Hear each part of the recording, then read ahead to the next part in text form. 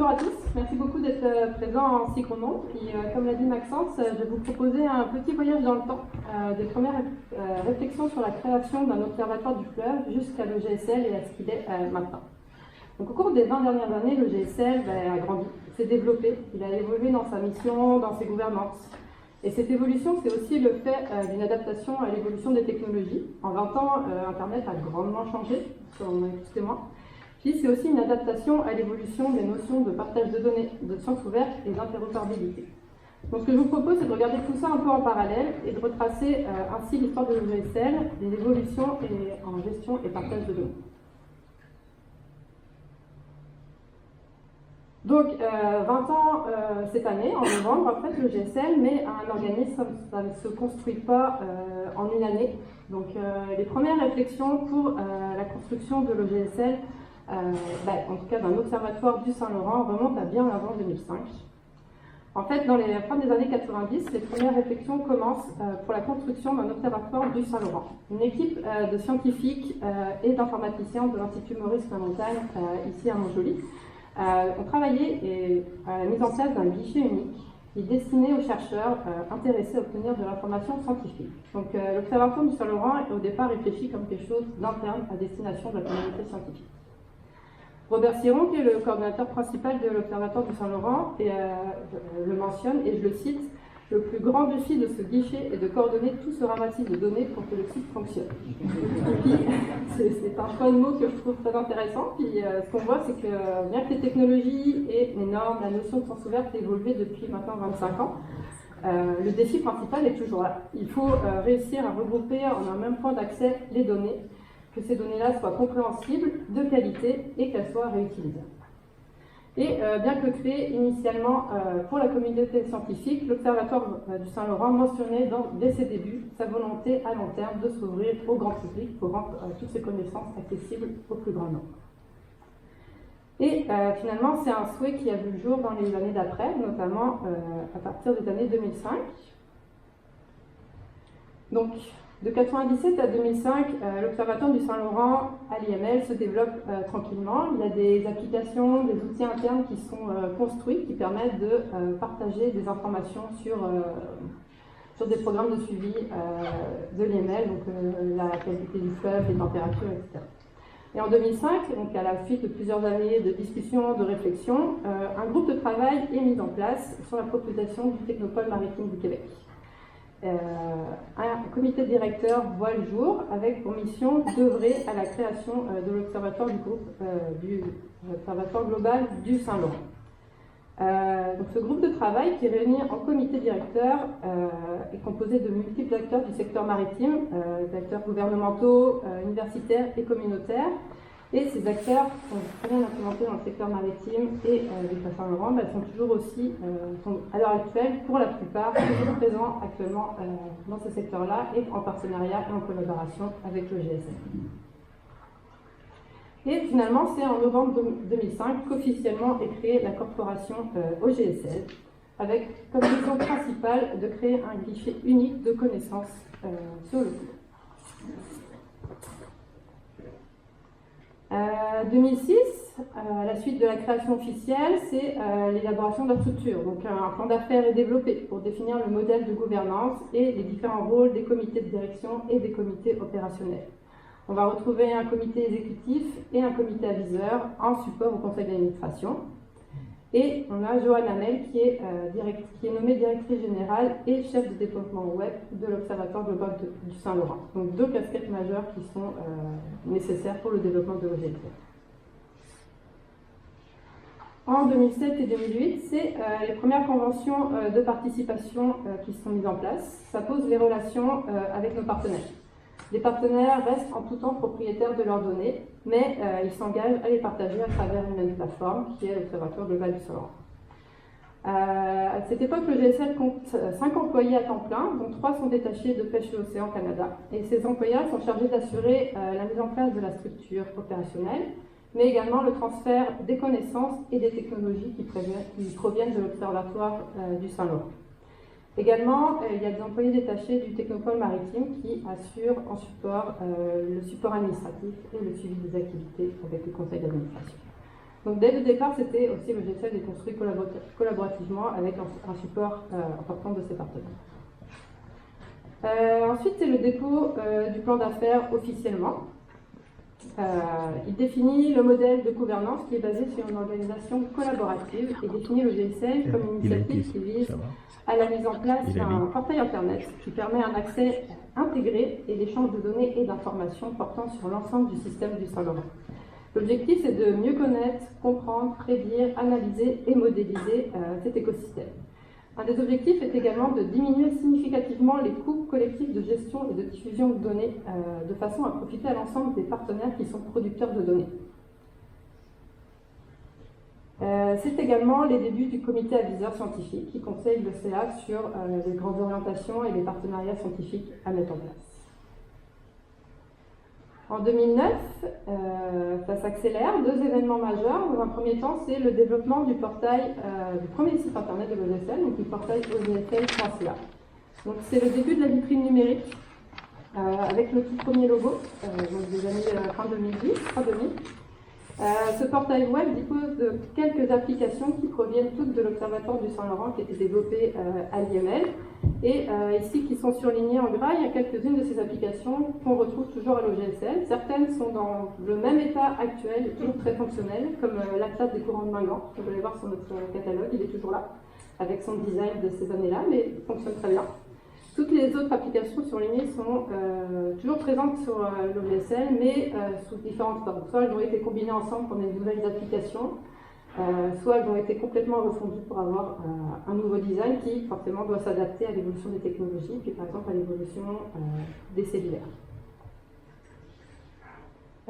Également, le site web marque la première mise en ligne publique, donc ça nécessite de s'adapter aussi aux nouvelles règles de ces données-là. Donc l'OGSL se dote à ce moment-là de ses premières licences publiques Creative Commons qui pose un cadre pour la réutilisation et le partage des données. Le deuxième événement majeur, c'est le lancement officiel lors d'un forum québécois en sciences de la mer qui se passe à l'hôtel Rimouski. L'événement a permis de présenter la vision et la mission de l'OGSL par Joanne Amel, puis les participants étaient invités à découvrir en direct le portail web via un ordinateur qui a été installé sur place, parce qu'il n'y a pas encore beaucoup de cellulaires disponibles. Cette année marque également l'installation des serveurs à l'ICAR, mais également les nouveaux bureaux, les premiers bureaux en fait, de l'Observatoire global du Saint-Laurent à l'ISMER. Installation retardée notamment due à l'incendie de 2009 qui avait fragilisé les serveurs, mais comme vous voyez ici, on avait Ariane Courbe qui était directrice de l'email à l'époque, puis Serge Demers qui était président du conseil d'administration de l'OGSL, inaugurer officiellement les bureaux avec ça. C'est également le premier bulletin d'information de l'OGSL, qui a fait l'équivalent actuellement peut-être de newsletter. C'était une version publiée en ligne et en version papier. Publication qui va s'étendre jusqu'en 2016-2017, puis qui retrace 2-3 fois par année les avancées, les nouvelles de l'OGSL, ses participations à des conférences. Donc 2005-2010 ont posé les premières bases, les fondations, une structure de gouvernance, la mission, la première architecture technique de l'OGSL. Puis à partir de 2011, l'OGSL va se structurer au centre de l'expansion. Donc en 2011, on a un changement de direction. Stéphane Richard prend la tête en tant que directeur général et Joanne Amel devient directrice du développement web. Avant, c'était 2 casquettes qui étaient réparties en une, puis ces 2 casquettes ont été divisées à ce moment-là. À ce moment-là, on commence un peu à professionnaliser la gestion de données et notamment, surtout à renforcer les collaborations scientifiques. Pardon, Stéphane Richard. Également, c'est l'inauguration d'une station informatique dans les bureaux de l'OGSL à l'ISMER pour que tout le monde puisse venir accéder au portail directement dans les locaux. Parce que c'est ça, pas encore beaucoup de cellulaires, des ordinateurs pas très portatifs encore. Donc les gens pouvaient accéder au portail de l'OGSL directement dans les bureaux en se rendant à cette station-là. En 2012, c'est également une ouverture internationale. Le GSL voyage beaucoup. Il mène des missions en Argentine, au Mexique, au Maroc. Puis l'objectif, c'est de partager le modèle au GSL. Donc la gouvernance, le portail, la philosophie d'un observatoire collaboratif centré sur les données et le partage.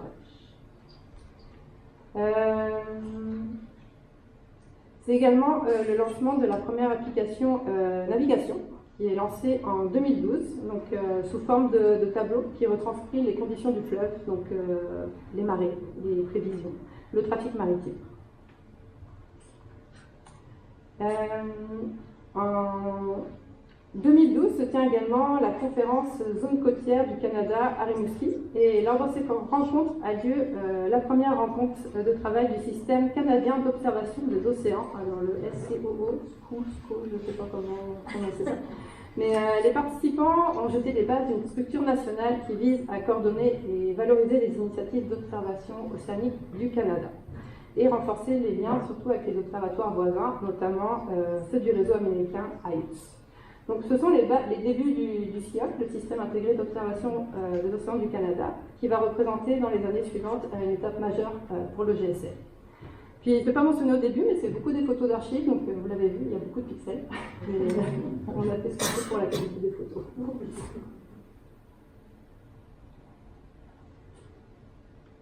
En 2013-2014, changement de direction générale, Claude Tremblay entre à l'OGSL. C'est également la période de participation à de nombreux colloques et le lancement de nouvelles applications. Donc on va retrouver l'application Biodiversité que vous connaissez peut-être, Info Saint-Laurent. On a également Archives de données environnementales qui est l'ancêtre du système SGDE, système de gestion des données environnementales, donc collaboration entre l'IML et l'ISMER pour le stockage et la diffusion des données océanographiques, donc d'avoir ces deux bases de données conjointes. Ça marque aussi un peu les débuts de l'interopérabilité, en tout cas institutionnelle, parce que c'est comme deux institutions, deux bases de données différentes qui commencent à communiquer entre elles via cet outil-là. Puis toutes ces applications-là, développées par le GSL, sont toujours réalisées en partenariat avec des partenaires universitaires, institutionnels ou gouvernementaux. Et à ce moment-là, si je reviens en arrière, on ne parle plus vraiment d'application, mais on commence à parler de produits de données. Donc on permet une nouvelle approche des données pour une meilleure visualisation des données et une meilleure utilisation de ces données.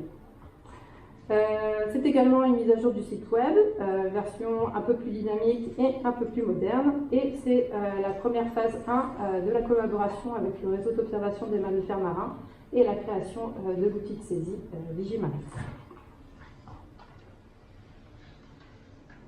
2015, un jalon majeur, comme plus technique, mais c'est la mise en place du SICAN, qui est un système de gestion de données open source destiné au portail de données. Ça alimente des centaines de portails de données dans le monde et ça va surtout permettre à l'OGSL d'unifier les bases de données. Donc le SICAN que vous connaissez, c'est notre catalogue de données que vous connaissez, vous utilisez peut-être. Et ça représente notre outil majeur, parce que c'est notre vitrine qui va nous représenter et qui nous représente toujours auprès de nos partenaires. Ça devient également notre base de partage des jeux de données produits par mes partenaires. Et c'est un point aussi qui marque le début de l'intégration de jeux de données hors application. Parce qu'avant ça, le GSL diffusait des données, mais toujours via des applications qui étaient définies et précises. À partir de l'arrivée du SICAN, le GSL a publié des jeux de données indépendants qui sont accessibles directement via son catalogue.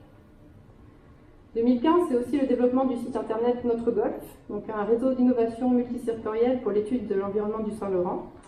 Et on a également la rédaction du tout premier guide de gestion de données qui reprend les bonnes pratiques à appliquer quand vous commencez la collecte des données jusqu'au partage de données en appliquant des standards internationaux.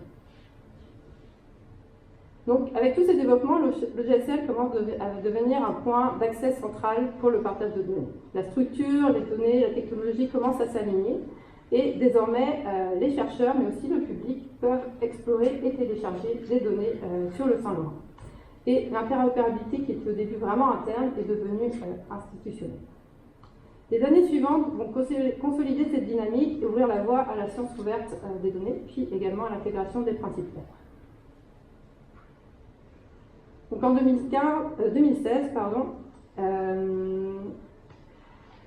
l'OGSL entre dans une phase de professionnalisation. L'infrastructure technique est transférée à l'UQAR pour assurer la maintenance et la sécurité des serveurs. Et l'équipe, dans ce cas-là, se concentre à l'essentiel, c'est-à-dire se familiariser avec ce nouvel outil qui est le SICAN et à intégrer des données.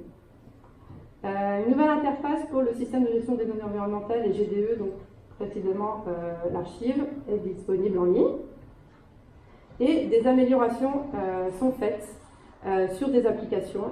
D'autres applications sont refendues dans d'autres. Un partenariat avec l'administration portuaire de Montréal et le service hydrographique du Canada permet de bonifier l'application Conditions maritimes, qui est utilisée notamment pour la navigation professionnelle et qui est toujours actuellement disponible sur notre site.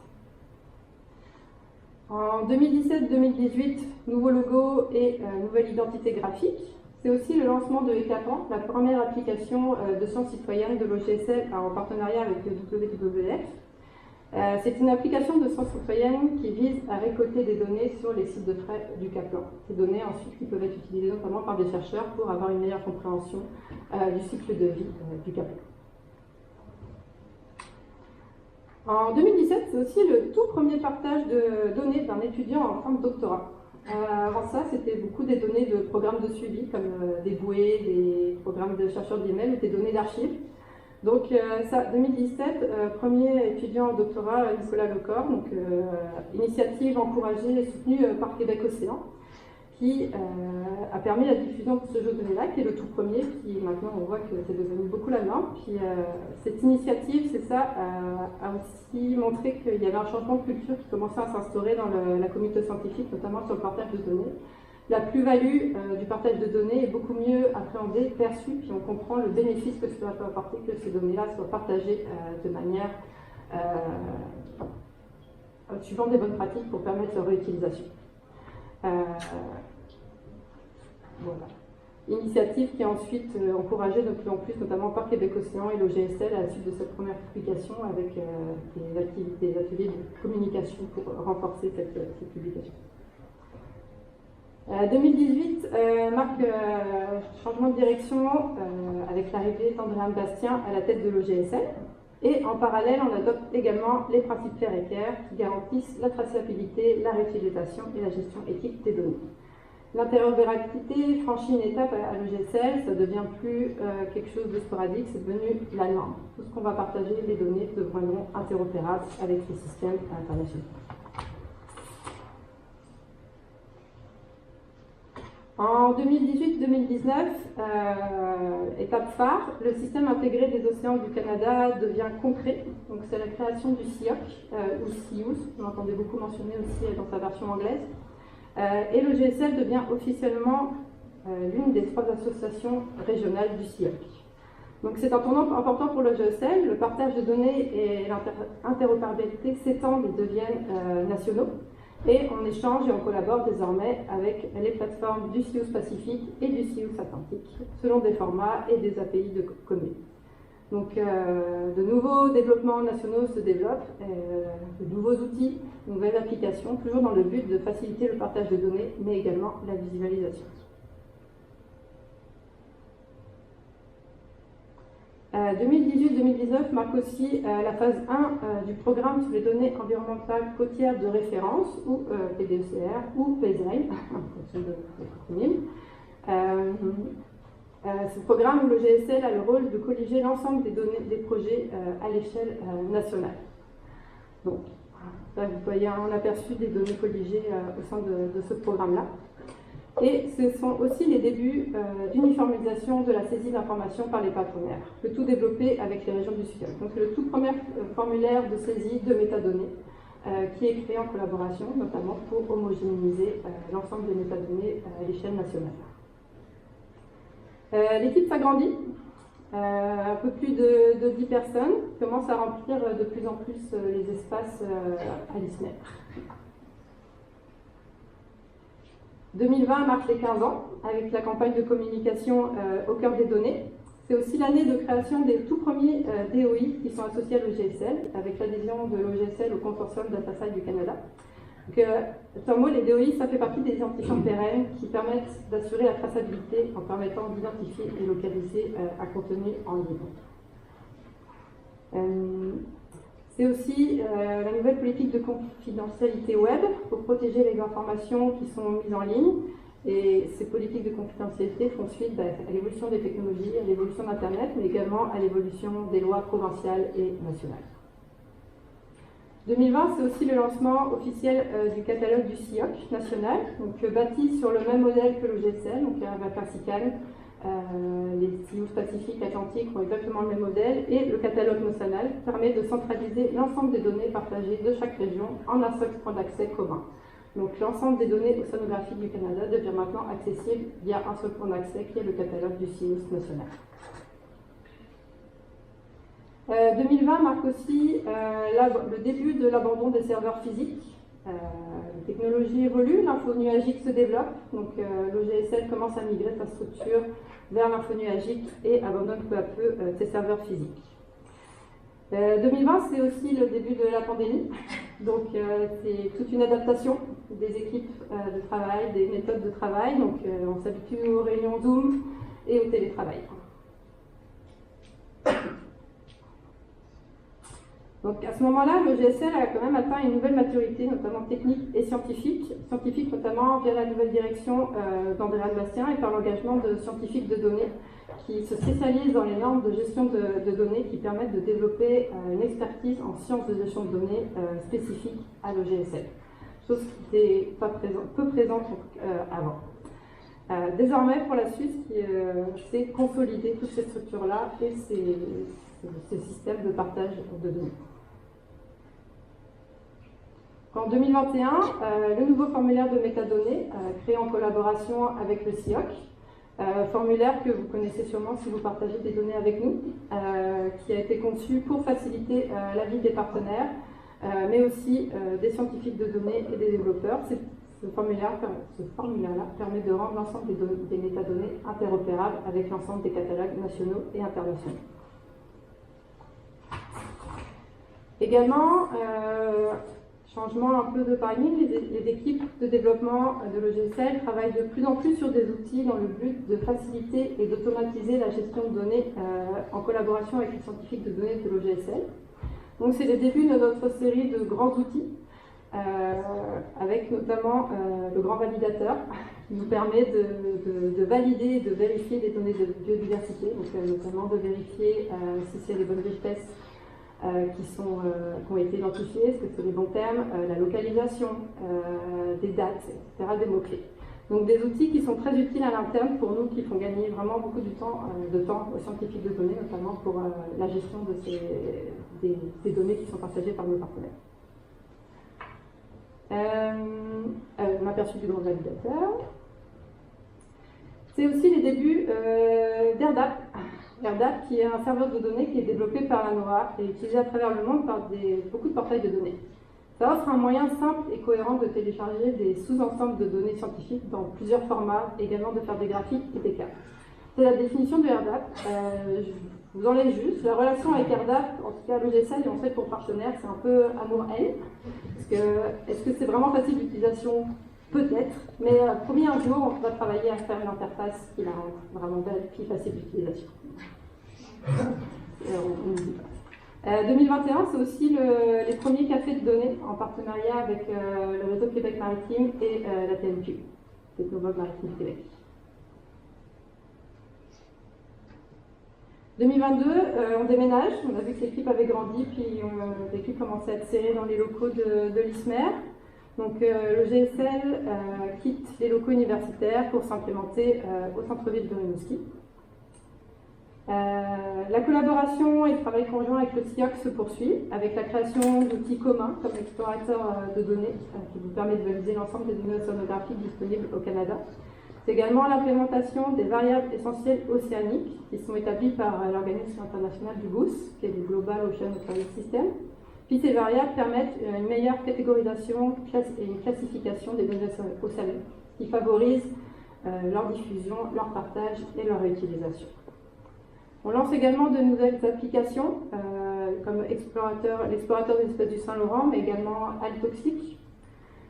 Également navigation et mise en ligne, donc, qui permet la diffusion à destination des plaisanciers, qui montre les conditions de courant, de vent et de marée dans le fleuve, et qui permet par exemple de planifier son itinéraire. Nouvelle version du guide 2.0 avec plus un focus sur les normes internationales en vigueur et comment les appliquer. 2023-2024, collaboration rapprochée avec le RQM, qui est notre première collaboration de ce type-là, puis je pense que vous entendrez parler un peu après. Donc une ressource partagée avec le RQM qui facilite les communications avec les chercheurs, qui offre aussi aux chercheurs un support dédié, notamment dans leur gestion de données de recherche. C'est également l'augmentation du nombre d'intégrations de données. Les programmes comme le Données environnementales côtières de référence et également les collaborations avec le CIOC sont hautement bénéfiques pour le GSL et profitent notamment à cette augmentation du nombre de données parce que le GSL gagne en expertise, se diversifie. Donc on commence à intégrer de plus en plus de données différentes. Donc les données du SGDE et GDO, donc les données d'archives de l'IML et de l'ISMER, sont disponibles désormais sur nos catalogues et sur l'explorateur de données du SIOS que vous avez aperçu. On commence à intégrer des données satellitaires, des bouées dérivantes, on travaille sur des standards de microplastiques et on publie ces données-là, pareil pour des données de géologie. Donc l'expertise de l'OGSL grandit avec de plus en plus de types et de formats de données différents, ce qui implique aussi un travail vraiment minutieux et de fourmi pour les scientifiques de données, parce que c'est beaucoup de standards, d'autres types de données. Donc à cela s'ajoute, créé par les équipes de développement, un nouvel outil qui est un ETL, qui permet aux scientifiques de données d'automatiser un peu plus la standardisation de données via des lignes de commande, etc. Donc cet outil-là nous permet vraiment déjà d'accélérer le travail de standardisation de données, évite et limite les tâches redondantes qui sont propres des fois à la standardisation de données, et limite aussi également les erreurs qui peuvent se produire dans les transformations. 2024,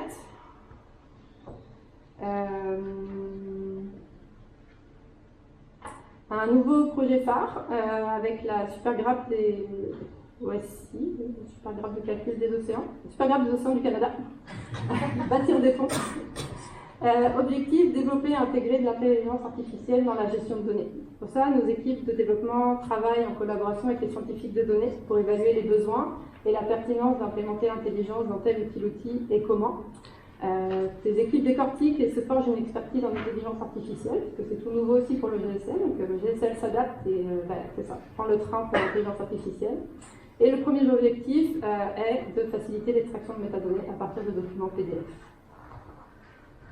C'est également la reconduction du programme sur les données environnementales côtières de référence avec de nouveaux partenaires nationaux. Et lors de la première phase, le GSL avait permis de partager, dans un même point d'accès, plus de 50 jeux de données issus du programme. Également un nouveau changement de direction avec l'arrivée de Maxence Saint-Ange comme directeur général, ici avec Alain Arsenault qui est ancien président du conseil d'administration.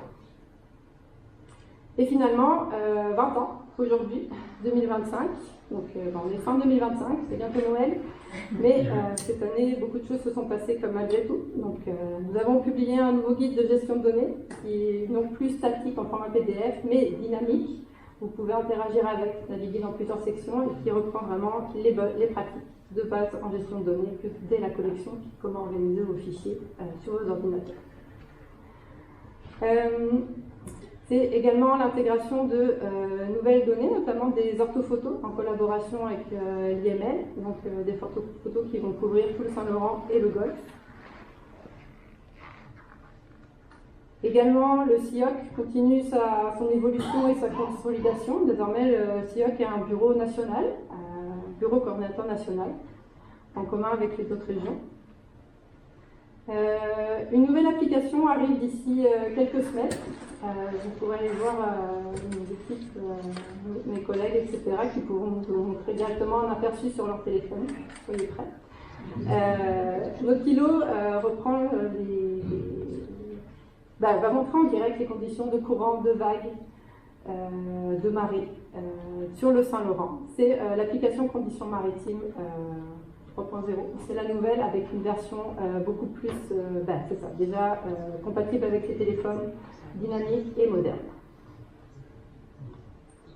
Et aussi de nouvelles collaborations pour cette année, notamment avec Transformer l'action pour le climat. Également des collaborations avec le MEF et CFP, notamment pour travailler en collaboration avec les comités ZIP pour centraliser et standardiser l'ensemble des données sur le GSL. Également, le GSL, notamment via le Transformer l'action pour le climat, étant son expertise, on est concentré depuis les débuts sur la création sur les données environnementales. Mais l'écosystème du Saint-Laurent inclut également des populations et des communautés qui vivent avec le fleuve. Donc on a une nouvelle personne ressource qui est désormais en charge d'étendre l'expertise de l'OGSL pour pouvoir étendre notre expertise et intégrer plus de données en lien avec les populations.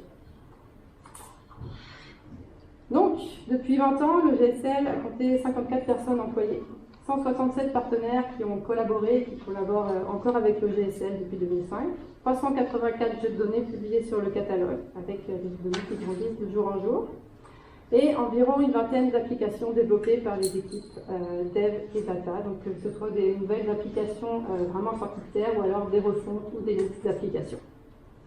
Merci à toutes celles et ceux qui ont fait comme le GSL, les chercheurs, les techniciens, les partenaires, les directions successives, qui ont rendu tout ce parcours possible. Puis le GSL, c'est surtout un réseau de partenaires et de collaboration sans lequel toute cette évolution-là n'aurait pas été possible. Donc l'ensemble de ce réseau, puis vous en faites partie, permet de rendre plus accessible et de faire vivre les données du fleuve et éventuellement de mieux le protéger. Donc merci à vous, puis je vous souhaite une bonne après-midi.